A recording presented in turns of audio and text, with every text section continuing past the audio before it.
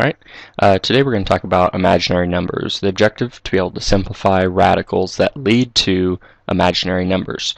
As you can see, the square root of -1, as of right now, if you do not know what imaginary numbers are, this is undefined. It's completely impossible to square root or take the radical of a negative number. So let's go ahead and look at why that is, because think about the square root of anything. Square root of 4, for example. So if I take the square root of 4, really what I'm asking is what times what will give me that value of 4. And the square root of 4 is 2, because 2 times 2 gives you 4. So think about having that negative under the radical. If I have a negative under the radical, I need two numbers exactly the same to multiply to be -1.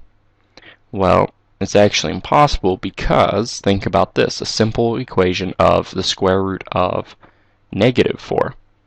Well, if I'm trying to say that that is equal to 2, well, 2 times 2 is 4, positive 4, not -4.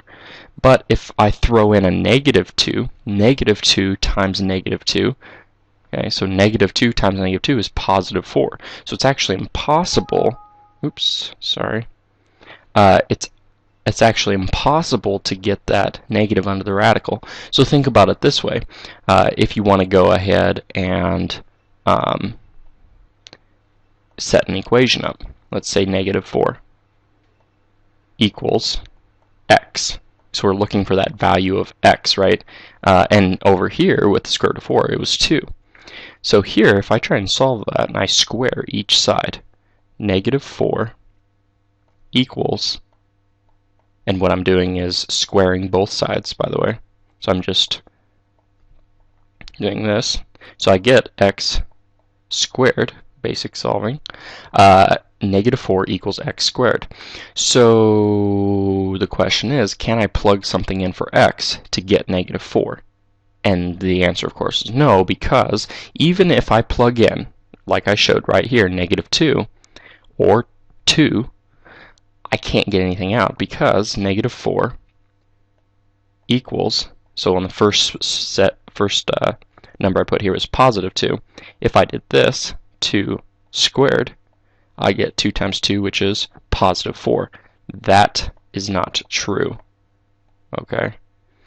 But if I plug in -2, because that's what I have right now, right here, -4 equals -2, and I'm plugging that in for x.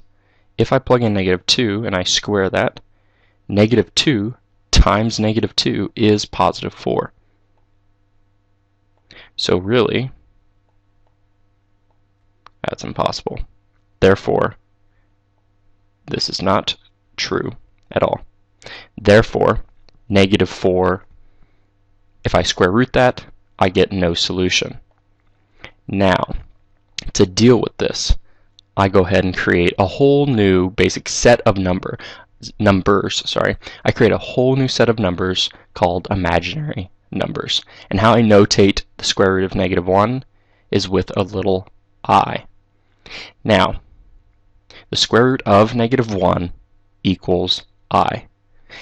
Next, I'm going to simplify some numbers, but this is important. This is a huge step right here for imaginary numbers. This converts all of your radicals with the negative under that radical into imaginary numbers. This basic concept right here, the square root of -1 equals I. Alright, let's look at some examples. So the square root of -9. This does not equal 3, it doesn't equal -3, unfortunately, because 3 times 3 is positive 9. -3 times -3 is positive 9. You cannot take the square root of this. It's impossible, except we have imaginary numbers now. So I can go ahead and look at, because the square root of -1 is I can pull out that square root of -1, and then of course this is times the square root of 9, because square root of -1 times the square root of positive 9 is square root of -9. So now the square root of -1 is I. So this equals I times the square root of 9. Well, the square root of 9, that's easy. That's 3. So now I have I, and the square root of 9 is 3. So I have I 3. Proper notation, typically just like you would say 3x or something of that sort. Usually the number goes in front, so I would write it as 3i. But just know that this is kind of just like saying x times 3 or 3x. It's just kind of proper notation or proper etiquette to say 3i versus I3. Alright, here we go. Next. So let's look at the square root of -32. Right from the get-go, pull out your square root of -1.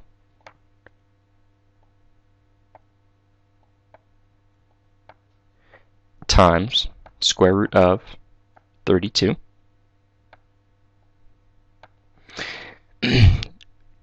And if you do not remember how to multiply radicals, you'll want to go back and review that, because obviously this is a basic concept of multiplying radicals.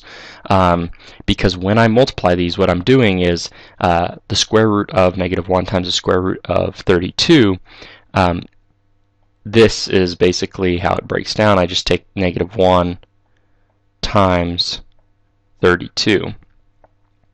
So that's basically what I'm doing, and I'm just separating those things into two different radicals. The square root of -1 times the square root of 32 is the square root of -32, because I just multiply those numbers underneath the radicals together. Okay, moving on. So the square root of -1, of course, is I, so I'm left with I, and then, of course, square root of 32. Now, the square root of 32, we can go ahead and simplify, and you always need to simplify into simplest form. So I'm going to go ahead and look at square root of 32. I'm just going to jump down here to give myself a little bit more room. So I have I, and then the square root of 32, I can break that apart into 8 times 4. Actually, I can go 16 times 2. Either way, you're going to get the same answer, but I'm just looking for the biggest perfect square to go ahead and break this into. I could have done 4 times 8 and pulled the 4 out, and then broken apart the 8 on the second time, but this will save me a little bit of time just going ahead and jumping to 16 times 2. So now I can look at the 16. The square root of 16 is 4, so I can pull that 4 out. So now I have 4i, and then I'm left with the square root of 2. Alright, so now you should, and this is a pretty basic problem as far as imaginary numbers are concerned, but this kind of gives you an introduction to what imaginary numbers are. So anyways, I really hope this helped. Thank you for watching.